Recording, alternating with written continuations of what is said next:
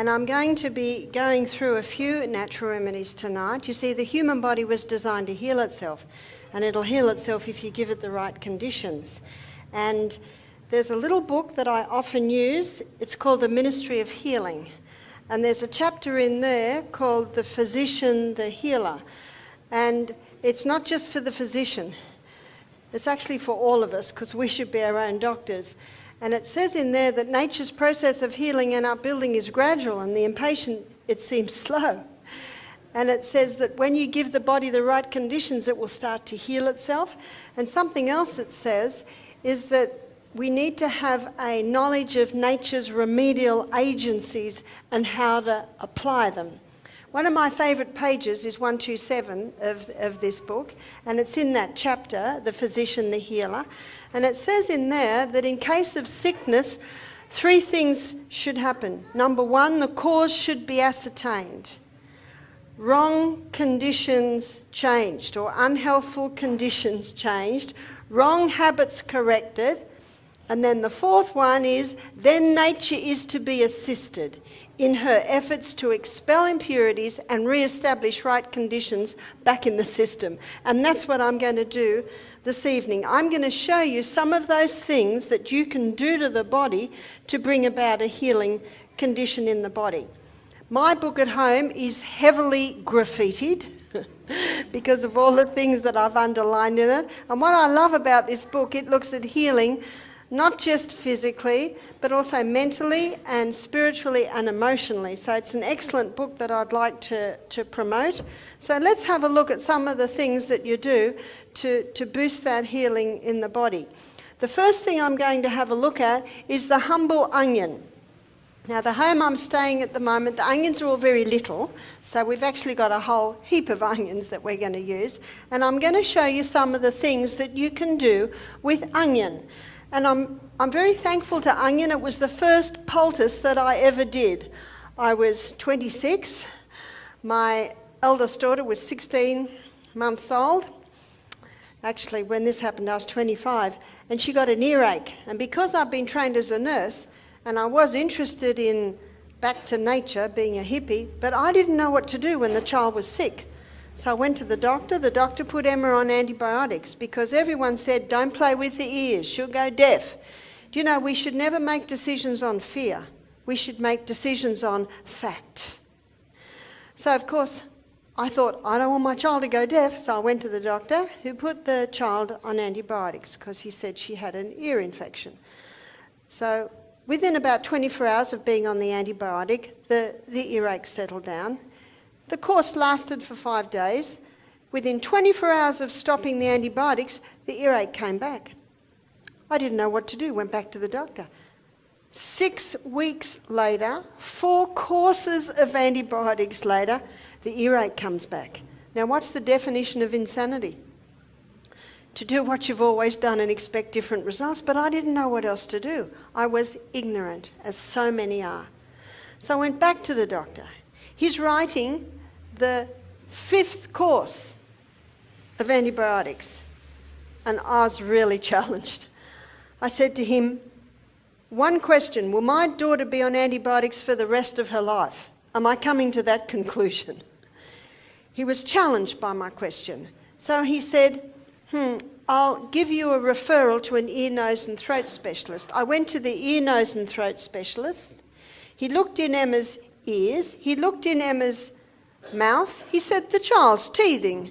Give her these drops to keep the eustachian tubes clear. That was it. You see, our eustachian tubes are tubes that connect our eyes, our nose, our mouth, our ear. I have since learned that wheat and dairy and refined sugar are 3 of the main causes of earaches in children. Let's fast forward. 2 years later, child number 2 is about the same age. Child number 2 gets an earache. I do not go to the doctor. I went to the old lady next door. I was about 26 by now, and she was 86. I said, what did your mother do when you had an earache? She said, Mum would steam up an onion on the stove. So I went home, I steamed up an onion in the stove. When it was all soft, I wrapped it in a cloth, I put it on James' ear, James fell asleep, James slept for 2 hours. What does that tell you? He's not in pain. James woke up happy. All day I'm following him around. I can't believe it. I can't believe it. 4 courses of antibiotics, 6 weeks, and a 2-hour onion poultice. No wonder that experience set me on the path of natural remedies. So it's with great joy I show you how to make an onion poultice. So you steam an onion on the stove and you steam it like this. It's got to have that little core there, which will hold it all together. Now steam it or dry bake it. If you boil it, some of the healing properties will go into the water. So steam it or dry bake it. And when it is soft, you cut it in half. And you cut it in half so that you're looking at the rings. And what you can do when you've cut it in half, remember this is hot and boiling, squeeze some of the juice into a teaspoon. Now that will be boiling, but when it's squeezed into the teaspoon, the cold teaspoon of course will cool it, and you can put that into the ear. And then you will wrap this up. And you can wrap it up with a tea towel or a hand towel, a cloth, or maybe even a chucks. Now, most onions are a bit bigger than this. Usually I would do an onion that would fit your ear. And so you wrap it up until you can bear that temperature. And then that surface area there, you would put straight on the ear. And then you cover it with a piece of plastic. What did they do before plastic? A square of wool, and you're in New Zealand, the land of sheep. You can certainly use a square of wool. And then you might put a beanie on. Do you call those beanies, those little woolen hats? Or you might bandage it on. Or sometimes the person might lay down with that into the pillow. You see that? But if you can keep it warm, you keep it on. So as long as you can keep it warm, you keep it on. Now what will the onion do? The onion is a drawer, and it will draw the inflammation, reduce the inflammation. It'll break down any pussy areas, and that can be taken away from through the bloodstream.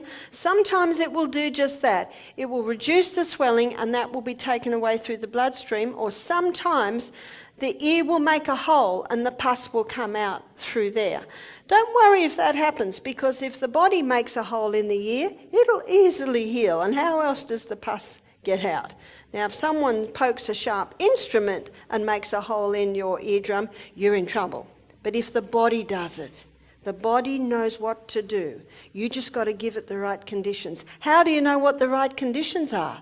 Well, I knew this was the right condition on James, because what was the result? He slept. He was in no more pain. See that there's some of your signs. The body will speak to you. So a cooked onion on the ear is one of the best things for earaches. How long do you need to keep it on? Well, as long as it takes. When it gets cold, take it off. If the earache returns in a few hours, put it back on again.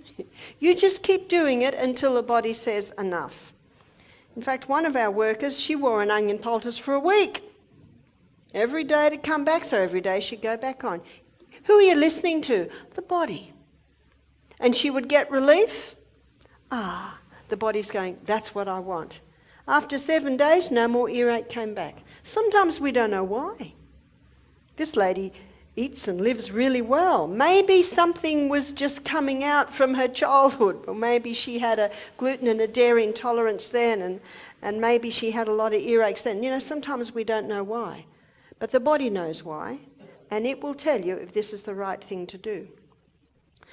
Now I'm going to look at there's one other area for cooked onion, and that is on a boil. And with a boil, let's say that knuckle is a boil, you steam it, and of course you don't put the boiling onion right on. You let it cool. It'll cool quite quickly, and when you can cope with it, you put it on, and you put a bit of plastic on and bandage it on. And you might leave it overnight. You might leave it all day. You can leave it for a while, and that onion will draw the waste into itself, and when you take it off, often when you take it off, everything comes out.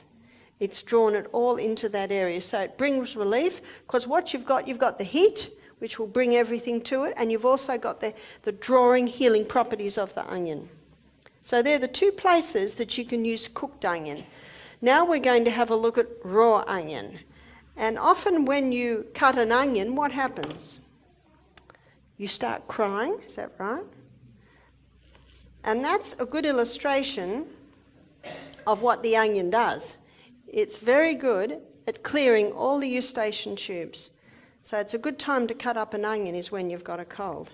And what you can do with a baby, you can't do a lot with a baby, obviously, but you can, if they have a cold, you can cut up an onion or slice up an onion and you can put it on a plate in their bedroom, and they will breathe in the onion fumes, and it will help to clear the airways.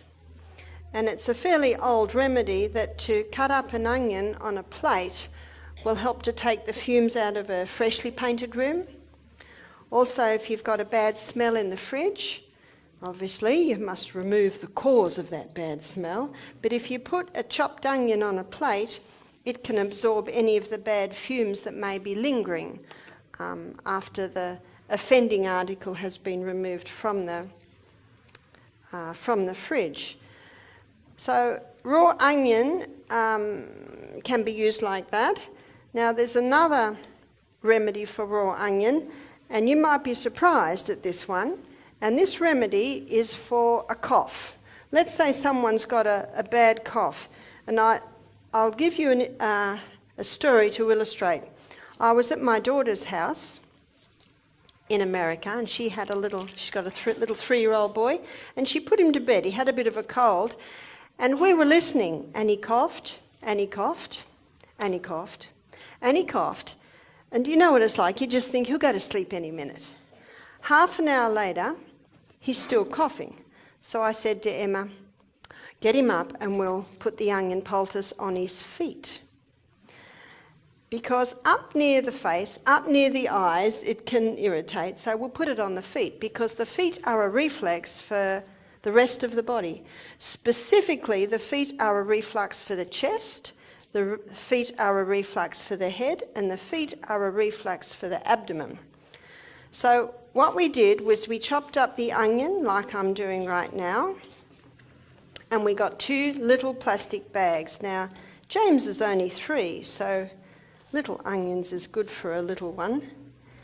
And we put about a tablespoon of onion in one plastic bag, and we put a tablespoon of onion in another plastic bag.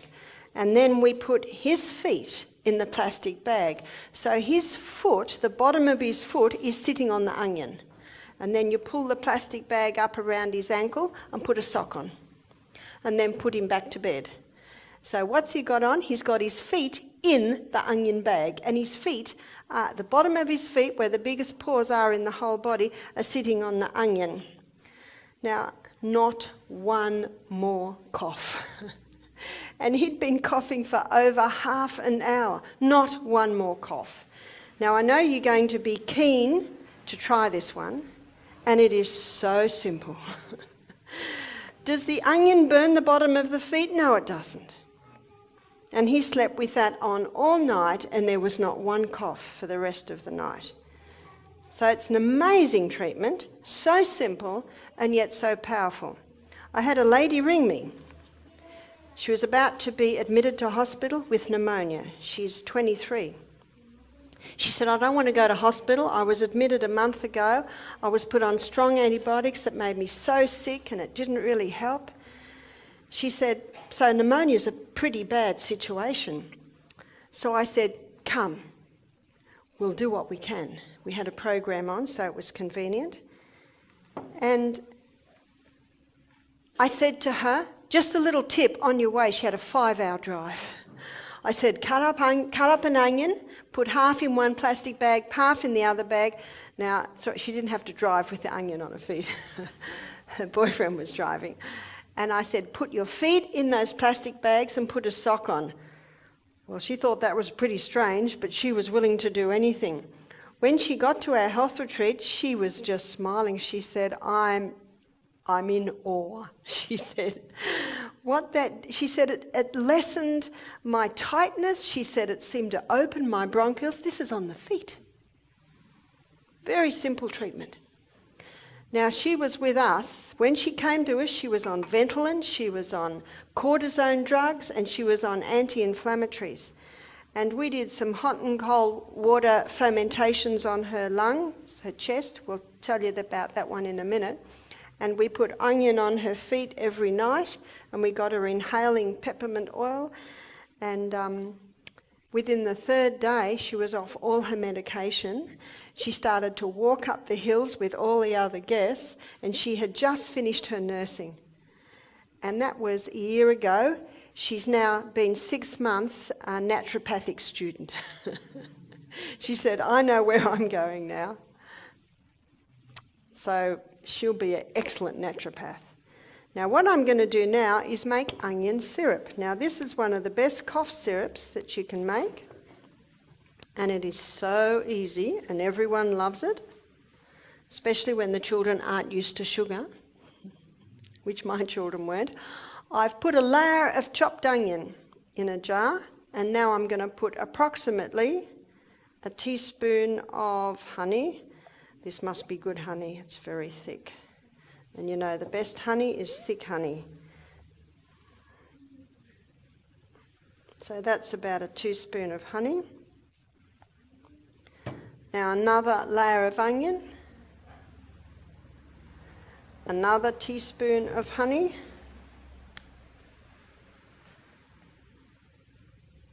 needs 2 hands.